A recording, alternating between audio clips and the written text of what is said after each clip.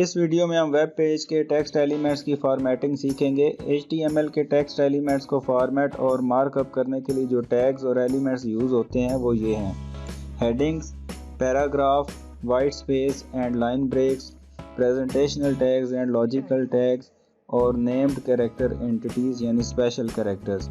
अब one by one इनको detail में सीखते हैं। मैंने विजुअल स्टूडियो कोड में एक HTML फाइल क्रिएट की है जिसकी बॉडी में आपको कुछ टेक्स्ट नज़र आ रहा है। फ़िलहाल इसे ब्राउज़र में प्रीव्यू करने से सारा टेक्स्ट एक ही साइज़ का डिस्प्ले हो रहा है और साथ साथ नज़र आ रहा है। हालांकि मैंने विजुअल स्टूडियो कोड में लिखते हुए मैन्युअली एंटर प्रेस करके पैराग्राफ बनाए हुए हैं। इसलिए अब इस कंटेंट को प्रॉपर शेप देने के लिए सबसे पहले हम बॉडी में से हेडिंग्स को हेडिंग टैग के ज़रिए फॉर्मेट करते हैं। HTML लर्निंग कोर्स बाय सीखते जाओ को H1 टैग के ज़रिए हेडिंग बनाते हैं और what is HTML, components of HTML और basic structure of HTML pages को हेडिंग H2 टैग से मार्कअप करते हैं।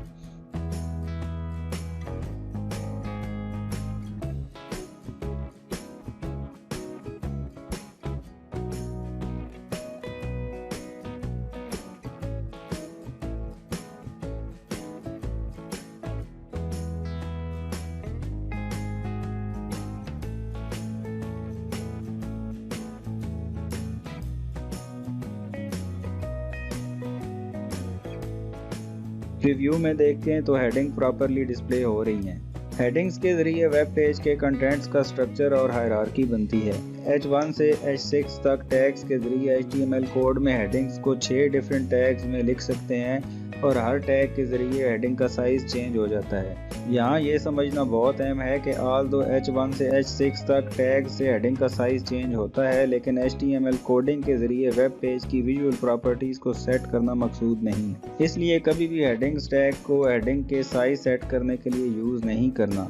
In other words, heading tags के ज़रिए आप ब्राउज़र को बताते हैं कि आपके वेब पेज में सबसे इम्पॉर्टेंट या मेन हेडिंग H1 वाली है और आगे अप टू H6 तरतीब में सब हेडिंग्स हैं। इस तरह आपके पेज का प्रॉपर स्ट्रक्चर बनता है। जबकि हेडिंग्स की विजुअल प्रॉपर्टीज़ यानी उनका साइज़ आप CSS में इस तरह चेंज कर सकते हैं कि H6 वाली हेडिंग H1 वाली से भी बड़ी नज़र आए, लेकिन HTML कोडिंग करते हुए आपने प्रॉपर तरतीब को फॉलो करना है ताकि सर्च इंजन और ब्राउज़र आपके वेब पेज को प्रॉपर स्ट्रक्चर के हिसाब से देख सकें। अभी आपके सामने HTML फाइल में जो टेक्स्ट लिखा हुआ है इसमें मैंने एंटर प्रेस करके अलग अलग पैराग्राफ बनाए हुए हैं, लेकिन ब्राउज़र में प्रीव्यू करने से ये सारा टेक्स्ट एक साथ नज़र आता है और हेडिंग्स टैग्स लिखने से पहले हेडिंग्स भी इसी टेक्स्ट के साथ डिस्प्ले हो रही थी।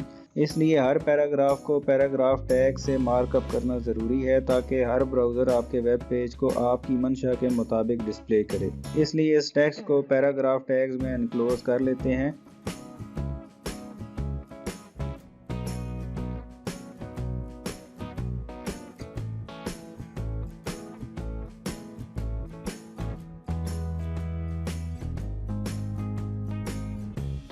अब प्रीव्यू करने से वेब पेज के पैराग्राफ प्रॉपर शेप में डिस्प्ले हो गए हैं।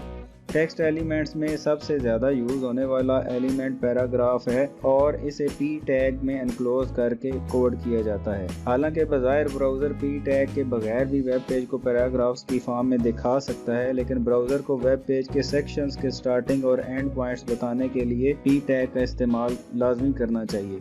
यहाँ ये याद रखें कि पैराग्राफ्स के दरमियान जो खाली जगह यानी वाइट स्पेस ब्राउज़र में नज़र आती है उसे बढ़ाने के लिए एम्प्टी पैराग्राफ नहीं ऐड करना, क्योंकि जैसा कि पहले बताया कि HTML के ज़रिए हमने सिर्फ वेब पेज की मार्किंग यानी स्ट्रक्चर बनाना है और विजुअल प्रॉपर्टीज़ को सेट करने का सारा काम हम CSS में करते हैं। ब्राउज़र में आप नोट कर सकते हैं कि HTML डॉक्यूमेंट के पैराग्राफ्स के दरमियान कुछ डिफ़ॉल्ट खाली जगह यानी वाइट स्पेस होती है, लेकिन ऐसा भी होता है कि आप एक ही पैराग्राफ में लिखे हुए कंटेंट को अलग अलग लाइंस में डिस्प्ले करना चाहते हैं, लेकिन रखना एक ही पैराग्राफ में चाहते हैं। फॉर एग्जांपल, कॉन्टैक्ट अस के टेक्स्ट को हमने एक ही पैराग्राफ में रखा है। अगर इस टेक्स्ट को 3 अलग अलग पैराग्राफ्स में लिखें तो इनके दरमियान वाइट स्पेस होगी और ब्राउज़र भी इनको वेब पेज के अलग अलग सेक्शन समझेगा। इसलिए ऐसे मौके पर लाइन ब्रेक का टैग यूज़ किया जाता है।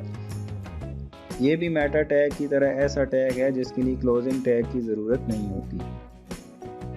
यहाँ आपको ये भी बताते चलें कि कुछ वेबसाइट्स को अगर आप डेवलपर मोड में जाके देखेंगे तो आप देखेंगे कि जो सेल्फ क्लोजिंग टैग्स हैं जिनके लिए क्लोजिंग टैग ज़रूरी नहीं होता, उनके ओपनिंग टैग में ही एंड वाली ब्रैकेट के साथ एक स्लैश होगी। ये XHTML लैंग्वेज की कस्टम है कि सेल्फ क्लोजिंग टैग यानी वो टैग जिनके लिए क्लोजिंग टैग की ज़रूरत नहीं, उनके ओपनिंग टैग में स्पेस दे के फॉरवर्ड स्लैश डाल के टैग लिखा जाए। HTML में इसकी ज़रूरत नहीं। अगर हम HTML कोडिंग में किसी जगह कीबोर्ड से स्पेस प्रेस करके वाइट स्पेस बनाने की कोशिश करें तो ब्राउज़र इसको इग्नोर कर देता है। ट्राई करके देखते हैं।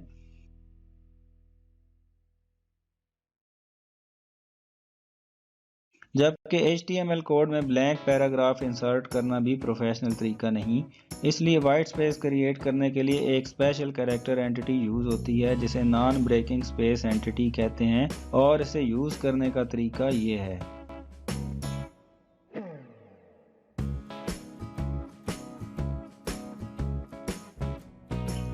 यानी एम्परसैंड का सिंबल डालेंगे और NBSP के बाद सेमी कॉलन डालेंगे। NBSP को आप इस तरह याद रखते हैं, N for non, B for breaking और SP फॉर स्पेस। इसे कोड में एक दफ़ा लिखने का रिजल्ट कीबोर्ड से एक दफ़ा स्पेस बटन प्रेस करने के बराबर है। लेकिन जैसा कि पहले आपको बता चुका हूँ कि वेब पेजेस की विजुअल फॉर्मेटिंग का सारा काम CSS में होता है और HTML सिर्फ वेब पेज का स्ट्रक्चर बनाने के लिए है, तो आखिर non breaking space character entity का असल इस्तेमाल क्या है? इसका असल यूज़ ये है कि ये जिन दो वर्ड्स के दरमियान में लिखा जाए वो ब्राउज़र विंडो रीसाइज करने के बावजूद एक ही लाइन पे डिस्प्ले होते हैं।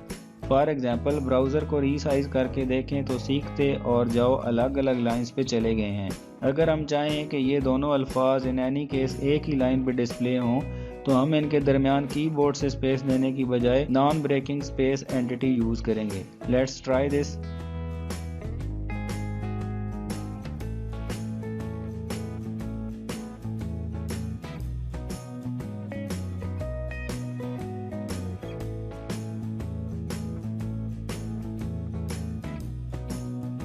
यहाँ एक इम्पॉर्टेंट टैग के बारे में आपको बताते हैं जिसे प्री फॉर्मेटेड टैग कहते हैं। इसमें एनक्लोज होने वाला कंटेंट फिक्स्ड विड्थ फॉन्ट में डिस्प्ले होगा। Let's try it.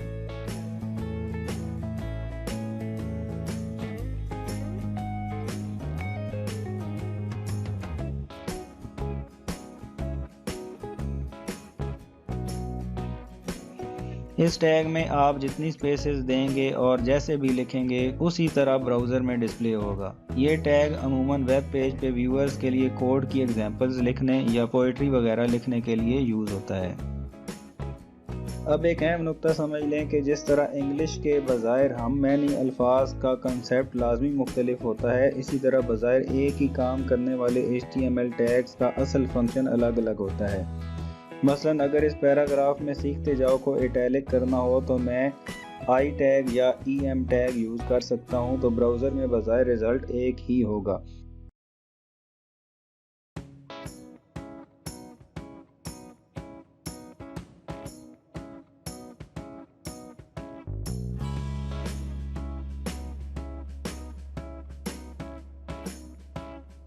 इसी तरह B टैग और स्ट्रॉन्ग टैग यूज़ करके देखें तो बज़ाहिर दोनों टैग्स ने सिर्फ टेक्स्ट को बोल्ड किया है।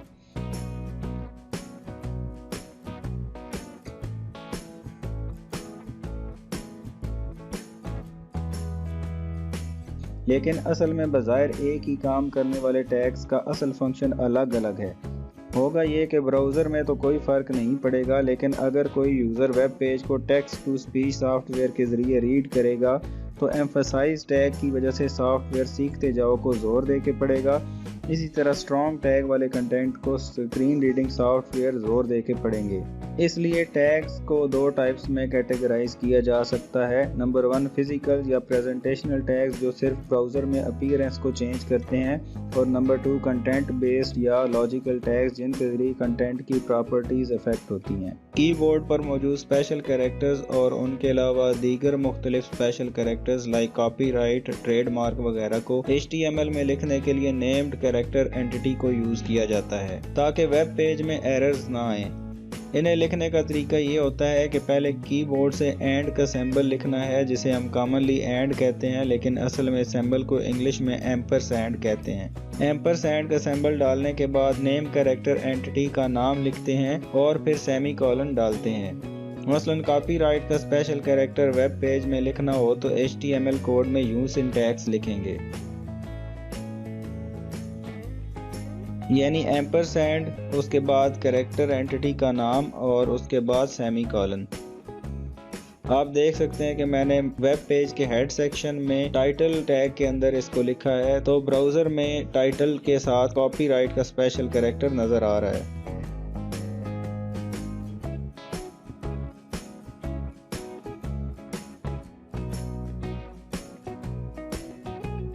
ट्रेडमार्क का स्पेशल कैरेक्टर एंटिटी इंटर करके देखते हैं।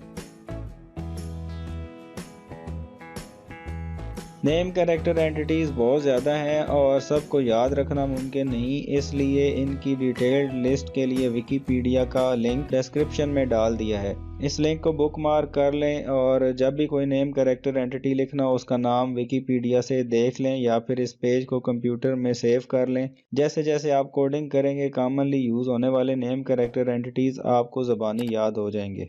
वीडियो को लाइक करना और कमेंट करना ना भूलें। अपना ख्याल रखिएगा। अल्लाह हाफिज़।